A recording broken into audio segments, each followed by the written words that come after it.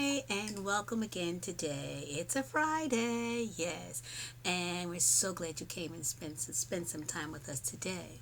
Well, it's a Friday. They call it a weekend, but of course, we all know it's really our strong end. This is the end that we get a chance to do whatever we thought we needed to do and the things that we didn't need to do too, which is so cool. I'm coming with you today representing Handle It Handbags, where we do creative, one of a kind leather handbags. And we name them in honor of women of color. These are women from around the world. These are women who are some of the greatest known unknowns ever known. And so we're so glad that you visited us today. Please do us a favor. Subscribe down below so you can stay in touch with us even more. Okay, today we're going to speak about a sister named Frances Ellen Watkins Harper. Just to be kind to her, we're not going to call her entire name. We're just going to call her from this point on. How about that? Just Frances Harper. That'll make it quicker, but you'll know her as Frances E.W. Harper in the future. So let me show you the bag that I've made in honor of her today. It's a shoulder bag for those of us. And I know we have so many ladies who like smaller bags, and I've been showing larger bags lately. This happens to be in a bronze color. It's a gold bronze. This is a smaller bag. It's a shoulder bag. As I said, that is the front. This is the back. The back has a wonderful pocket in the back. The front is strictly decoration. Gives you a little space here to make it like, hey, something to talk about, more conversation that you can speak about. This bag, as you see, has a wonderful tassel on it. The interesting thing about this bag that I decided to do, it has two straps. Not that your product is heavy that you're carrying, but just the fact that it's nothing like splitting up your day. You can split up your handles also. You have a handle on each side. Very supportive. Not a problem.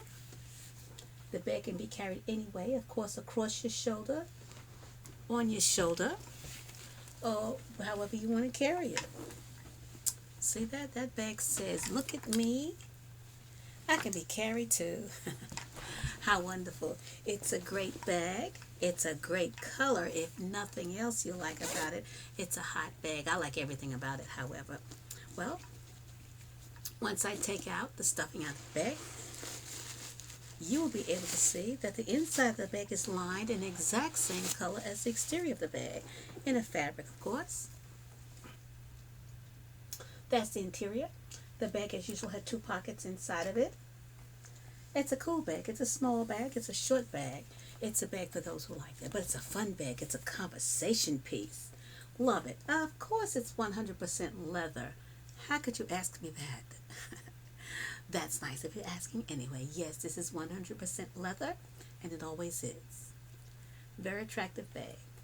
Quick items to throw in here. Sorry, in the back side. That's your pocket, your quick pocket. Cell phone, keys, whatever needs to go in there. I'm going to set this bag aside for a moment and tell you about Miss Frances. But remember the bag, you can get this bag on handleithandbags.com. We'll give you that information later. I'm going to talk to you now about Frances Ellen Watkins Harper. And she happens to be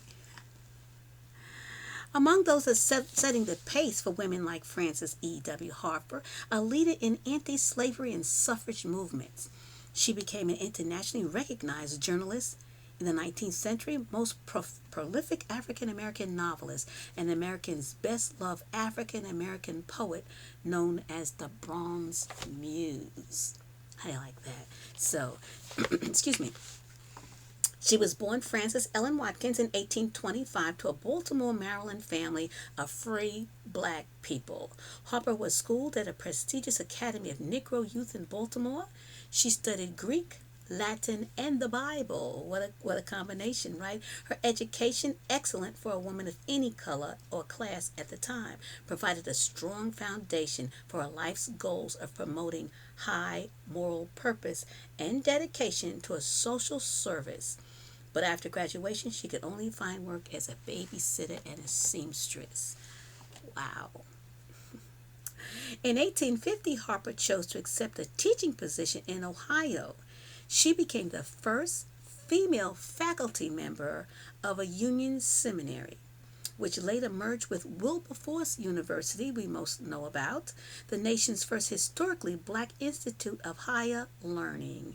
Eventually, she moved to Philadelphia, Pennsylvania, where she lived with a black abolitionist, William Still, and his family. Both the Maine Anti-Slavery Society and the Philadelphia Anti-Society center on lecture tours. The title of her well-known poem, which she is a poet, We All Bound Up Together, espouses Harper's beliefs in life. She worked with the American Equal Rights Association, believing that its mission, equal rights to all American citizens, especially the right of suffrage, irrespective of race, color, or sex. It dovetailed with her beliefs, in life.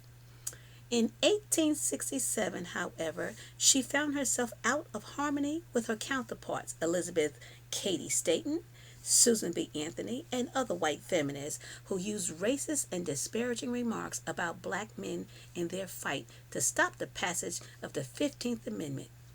It gave the black men the right to vote before women.